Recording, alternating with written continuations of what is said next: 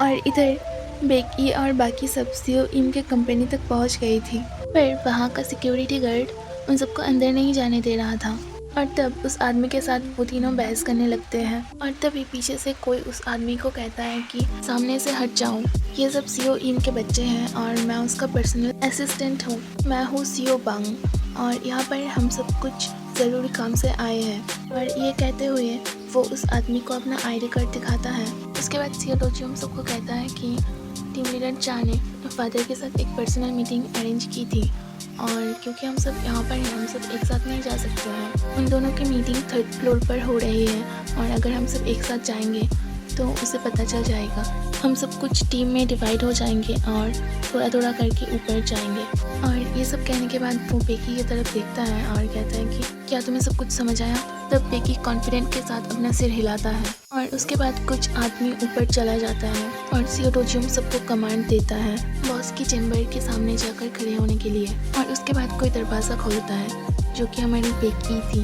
तब पीछे से सीओ डोजियम उससे कहता है कि बेकी तुम, फिर बेकी उसे इग्नोर करके अंदर की तरफ देखता है तो सीओ डोजियम उससे कहता है कि सच में तुम्हें बहुत ही ज़्यादा स्टेमिना है। फिर दोनों ही जब अंदर की तरफ झांकता है तब दोनों ही फ्रीज हो जाता है और उसके बाद फिर से हमें फ्लैशबैक दिखाई जाती है जहाँ पर टीम लीडर चा ने सीओ इम को घायल करने की कोशिश की थी, पर सीओ इम ने चाकू को अपने हाथ से रोक लिया। तब टीम लीडर चा गुस्से में उससे कहता है इसे जाने दो, तुमने मेरे पेरेंट्स को क्यों मारा था? तब सीओ इम उससे कहता है तुम्हें लगता है कि मैंने तुम्हारे पेरेंट्स को मारा था? इतने साल एक साथ गुजारने के बाद तुम्हें अब लगता है कि मैंने तुम्हारे पेरेंट्स को मारा था?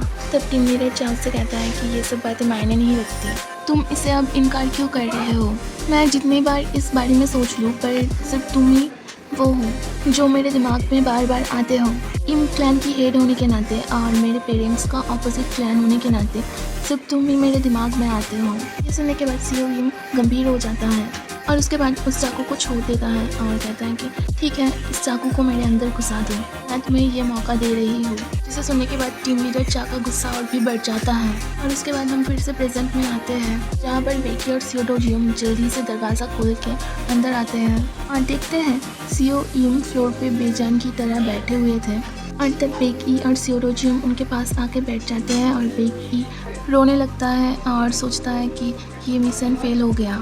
और तभी एक हाथ आके उसका आंसू पोंछ देता है और उसके बाद स्टेटस विंडो ओपन हो जाता है जहाँ पर लिखा हुआ था मेन क्वेस्ट क्लियर हो गया, सीओ इम ने सरवाइव कर लिया। और तब सीओ इम बेकी से कहता है कि मैं बुरी तरीके से घायल नहीं हुई हूँ और इसके लिए मैं तुम्हारा शुक्रिया अदा करती हूँ। जिसे सुनने के बाद बेकी बहुत ही ज़्यादा शाइन कर रहा था और उसके मुंह में एक प्यारी सी स्माइल थी, पर सीओ डोजियम को तभी भी कुछ समझ नहीं आ रहा था। और उसके बाद बेकी सीओ इम को गले लगा लेता है और कहता है कि मैं खुश हूँ अब जिंदा है। तब सीओ इम कहता है कि हाँ, तुम्हारा बहुत ही ज़्यादा शुक्रिया। और तभी भी सीओ डोजियम को कुछ समझ नहीं आ रहा था, वो बस उन दोनों को देखते ही रहता है। और उसके बाद वो फिर से थोड़ा गंभीर होता है और गुस्से से कहता है फादर टीम लीडर चा क्या है? तभी उसका फादर उससे कहता है कि उस बच्चे को अकेला छोड़ दो।